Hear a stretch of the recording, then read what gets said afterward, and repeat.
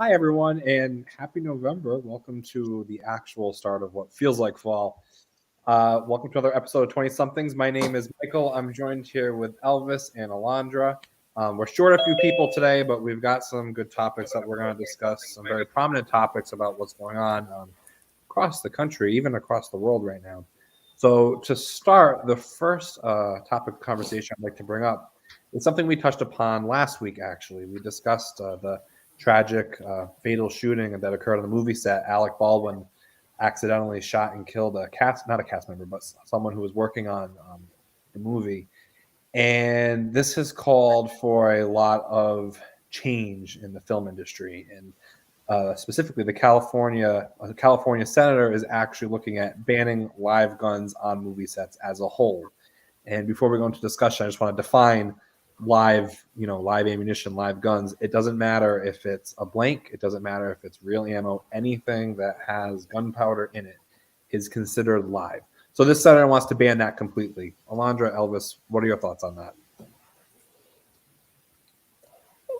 Gunpowder.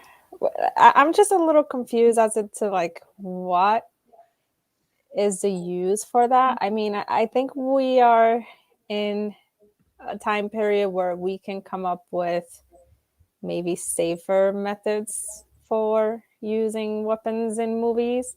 Um, because still using gunpowder, I mean, I don't understand the entire dynamic of that. Is it used to kind of like make him more realistic, maybe? But it's still something that is used on a regular, you know, what they consider live gun.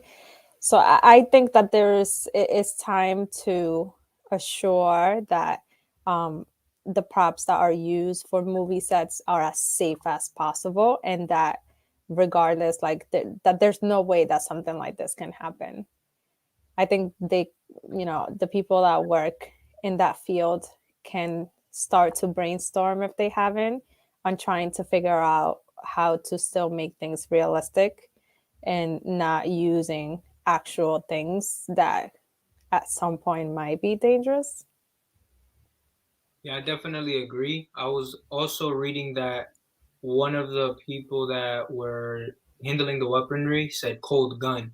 So cold gun and hot gun just means, it's a prop, like it's, no live rounds in it, but it's not like Alec Baldwin actually said, okay, this is my gun and this is the cold one. No, this is just something that was handed to him. It's a devastating, tragic situation and it should have never happened, and it's an unfortunate event. Rest in peace to the person that lost their life. But honestly, I don't see Alec Baldwin taking all the blame. I see the people that weaponized or that gave the weaponry to Alec Baldwin should also be want to say kind of like a target of someone that should be of interest. Like, what happened? Why did you give a live hot gun to set or something of that sort? Because it was honestly just a tragic accident. But I believe there's more. There's more to it. What went into it. How the angles. It's just so much to talk about with that situation. It's sad. It's just a sad time. I agree with both of you wholeheartedly, especially Elvis, what you said. Like, there's so many other people that were a part of that had, let's say, passed that gun on before it eventually got to Alec Baldwin. How no one actually realized that there was an actual bullet loaded into this gun before they were set to shoot it off on this movie set.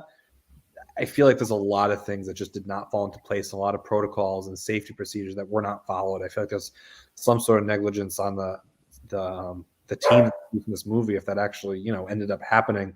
I also feel that I understand that maybe the most authentic way to make it look like a gunshot is by shooting off a blank, but come on. This is 2021. The technology has just advanced so substantially, and even even if they want that authentic look, fine. But there's been cases now that innocent people, are losing their lives in these tragic accidents, and it just should not have happened. It's so terrible.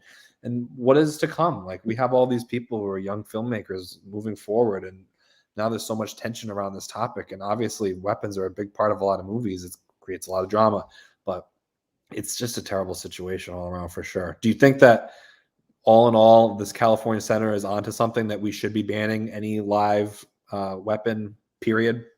like whether it's a blank or not? I would say yes. Should be I a would blank. say yes. I mean, it's better to be safe than sorry, which we're seeing that in this case. Unfortunately, this had to happen for, you know, people to realize the kind of dangerous that this imposes on movie sets. I don't think it hurts to just not use it. Like you said, Michael, we're this is 21st century. Like we can, there's so many animations and so many technology features that you can use to make movies look as amazing as they do now. They can figure something out with that. Yeah, that makes complete sense. I agree. I think one one person is more than enough to lose a life to have some sort of change. I mean, this has not happened just once, and it's unfortunate that we tend to live in a time when it takes something tragic to happen before change actually occurs, and that kind of goes across the board, which really sucks. But again, just terrible, terrible, tragic situation that was so easily avoidable. Hopefully, moving forward, something will change. This will never happen again. Moving on to our next not so exciting topic because we have three kind of morbid ones today. Sorry. Um, there was a mission trip of about 17 children who went to Haiti. It was a Christian mission trip. This actually kind of strikes close to my heart because I went on one when I was a senior in high school. I went to Jamaica, and I discussed this with my mom. These children they're being held hostage right now by a very notorious gang. They include people like these children 8 months old, 4 years old. The ages really range. It's such a tragic situation. Another one. But when I went to Jamaica back when I was in high school, this type of situation never crossed my mind once. But now that this has happened and hit the news, my mom has told me that when I left to go for a week, this is all she thought about the whole time. And now that this happened in Haiti. I don't know if I actually said that. I'm kind of interchanging like my own personal where I went, but similar thing, leaving the country, a group of missionaries. What do you do in this situation? Are we supposed to be paying the $17 million they want? Like, or that's going to keep enabling? It's such a sticky situation. It's a very sticky situation. And unfortunately, it happens across the entire world. No matter where you go, we have a lot of these cases happening. I find that with is Haiti right now is a country that is right next to my native country. So I'm a little familiar with them, but they've been struggling for so many years, whether it is from natural disaster, from government issues. I think if not long ago, wasn't the president of Haiti killed? I think that he was. And it's just a lot going on in that country that I know people want to, like Christian missionaries want to go and help. You have these group of people that want to go help that society and communities rebuild or just do something to help them.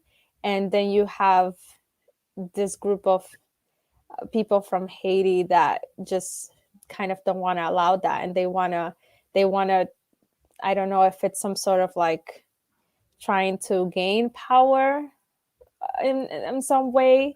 Um, I don't know what it is their goal, other than obviously we can see that they want money. But Haiti it's a country that's been struggling for quite some time, and unfortunately, we have these group of people that resort to these kinds of means in order to get what they want, whether it is economically or whatever, like power that they're seeking to have, which is very unfortunate because then it causes for people that would love to go help to question it twice and not want to go help because of the situation that they're risking themselves, that they're putting themselves in. You know, you go with your family in a missionary trip, and Christians enough as it is are not having the best times when they go do this type of work in places. So they know the risks, but it's just very unfortunate that it actually does happen. And as a whole, like specifically to Haiti right now, they've had such an issue. I was reading up on in the article that in the entirety of 2020, there were 234 kidnapping slash hostage situations. This year, the first 8 months of 2021, there was more than that. There was 328 reported to the police, and those are only the ones that are being reported. We might not even know everything that's going on. So that's just really concerning, and it is terrible when this country's trying to rebuild, and there's just this bad group of people that are there that are just kind of taking over, and it's not ideal. It's really sad. And these kids, I mean, what are these families going to do? There's 16 of them, I believe, are U.S. citizens, and one is a Canadian citizen.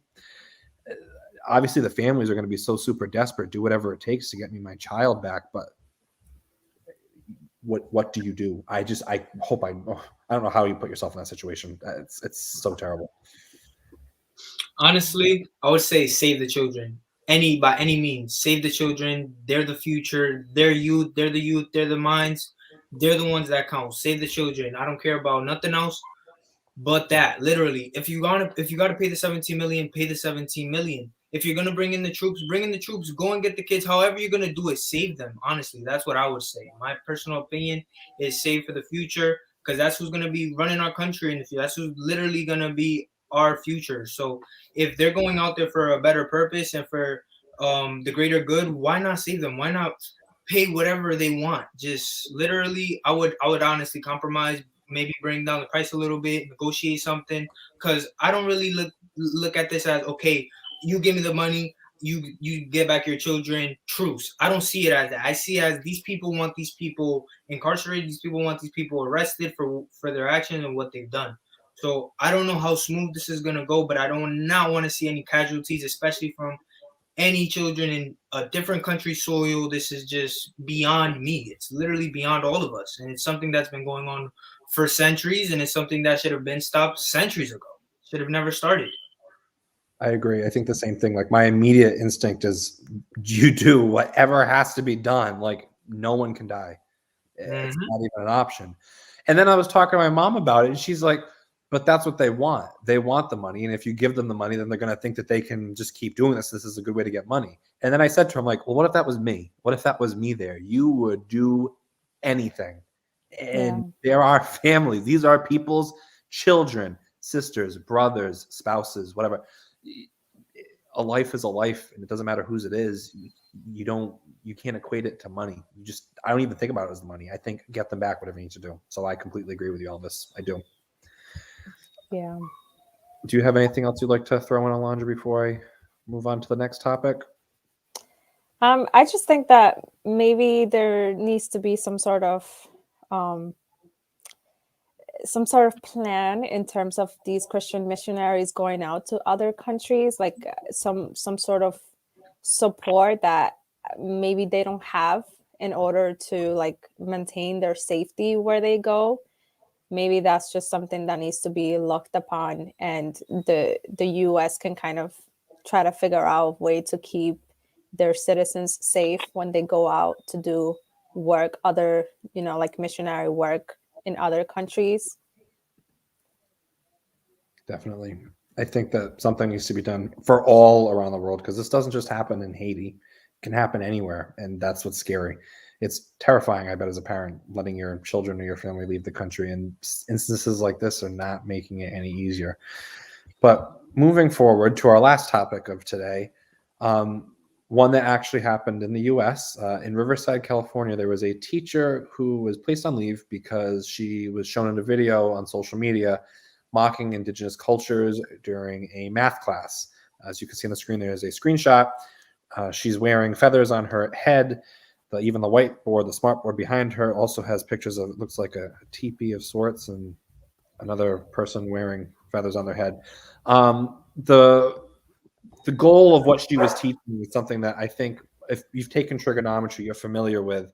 It's to remember these certain functions. It's called SOHCAHTOA, and it's SOCHTOA. It's just an acronym to remember the formulas for how you do certain things in trigonometry. And that's fine, but maybe she shouldn't have been running around the classroom screaming and putting on this whole act dressed up as someone from an indigenous culture didn't go over too well. And I didn't think anything of it when I was taught this back in high school. Granted, my teacher didn't dress up and scream in the classroom like she did, but they told this elaborate story about this, this culture, and this is what happened, and so stubbed their toe, and this is how they got this whole, acronym. They stubbed the toe, and you have to soak a toa, get it? But it's kind of questionable. What do we think?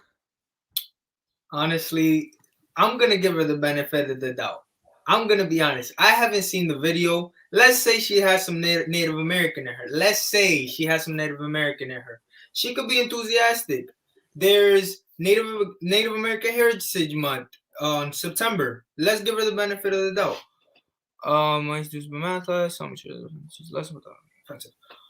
Yeah, so let's say we give her the benefit of the doubt.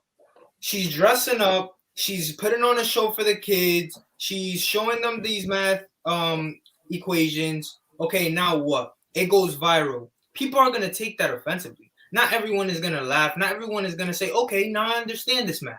No, what was she thinking when she was going into work that day? She's just gonna make arts and crafts, put it on her head, and act like a Native American. Like I don't know what was going through her head. Like some people just need a reality check. So because she got put on leave, I'm not gonna say she deserves that. That's somebody's money. That's somebody's food. You feel me? That's how they put plate and provide for their family. But honestly, choices got to be made strategically before you do things like that, especially in the world of technology where students can just pick up a phone and send it out to the world. She literally went viral, and now her reputation is probably ruined. Like, I just think it's interesting because this is something that this lady, like I said, from California, but here I am across the country in Rhode Island, and I was taught the same exact thing like 4 or 5 years ago. Right. And which obviously shows that this is not just an isolated incident. This is probably something that's being done all over the country because it's just a common way that's been, teaching trigonometry. So probably should look into a new way to teach it. Like you said, Elvis, social media, it takes one person to go viral. Now we're a lot more aware of what's going on, and we can see that this is being done. And I don't know if either of you ever took trigonometry and were, taught this the same way. But, it's really funny Lee just said that because I was just going to say the same thing. If you are an educator and you are passing on knowledge and information to these children, fine, teach how you want to teach, but realize that whatever views or whatever cultures you're imitating or mocking in this situation, that's something you're passing on along as well, and that's not okay. So just like you said, Elvis, use the brain. Think a little bit. It was a little bit excessive. She could have done okay with the little figure on the smart board. Okay, I get that you're representing something, but you got the whole costume. You just trying to be funny. You just trying to make fun of a heritage. Now I see what you're screaming, running up and down. Like out of character. First is be quiet, pay attention, sit down, and do your work. Now is I can scream and make a ruckus. Like, what do you like? It confusing me now. It looked like she was trying to teach like a kindergarten class or something, because the kids that she was teaching, I mean, you're not teaching trigonometry to kindergartners. So I don't understand. Even so, if you were teaching kindergartners like this, you just don't do that. Sometimes you put up a play or something like that to help kids understand a little bit better. But I do feel like this was totally unnecessary. I mean, I was taught trigonometry and the SOHCAHTOA system, and it was not taught this way. I can tell you that. There was no act. There was no show put on by the teacher. It was more of just an explanation behind the name and then moving on to what each of the terms mean in mathematical form. It was just unnecessary. But I mean, to the extent, if she was really honestly just super unaware that what she was doing would be offensive, then maybe, like you said, Elvis, maybe give her some sort of benefit of the doubt and just explain it to her. This is why this probably was not the best thing, and you should reconsider when you teach this again, if you do. And then just let her know, educate her in that way, rather than just, telling her that she is a bad person, that she's just making fun of a culture and things like that. Maybe she was just truly not her intention to do so, but trying to make the class fun. I know teachers sometimes try to do that to keep the class engaging, but as we can see, you don't always need to do that, and you need to be careful what you do that with.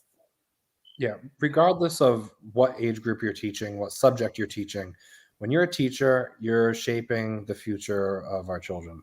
And the children are going to grow up to be adults, and those adults are going to pass their views on to their children, and so on and so forth. So, regardless of subject, doesn't matter if you're math, social studies, science, or English, you need to be thoughtful and kind of conscientious about what you're passing on, whether they're your personal views or not, whether it's a way that you are cleverly teaching a subject or not. You just have to be thoughtful. Think ahead. Like, just think about what the children are going to hold on to. Children are very impressionable, and you don't want that being something that's being stuck with them. I mean, you think people in the math world, when they grow up, they're going to be engineering students. They're going to be doing trigonometry. They're going to be running up and down, screaming, wearing feathers on their head, trying to remember something. No, there's a better way to do that. And you just work a little harder to find it. Just like you said, Alondra, you weren't taught that way. You know it. There's a way around it. That's for sure. But on that note, unless you have something else, Elvis, go ahead. I'm just saying, like, one word: respect. You're on stolen land. You literally are just looking like a buffoon. It's just foolery at this point. You're on, like, respect. Have some respect. Like, have self-respect, please. That's all I'm saying. And you never know who's in your class either. You don't know, where children come from, what their backgrounds are. You might never know who you're accidentally offending right in that moment as well. And there was a student who had some Native American heritage. And I believe that's the student that decided to film her, because the student felt that they were being disrespected, and they felt that they had the right to record her because they were being disrespected in that way.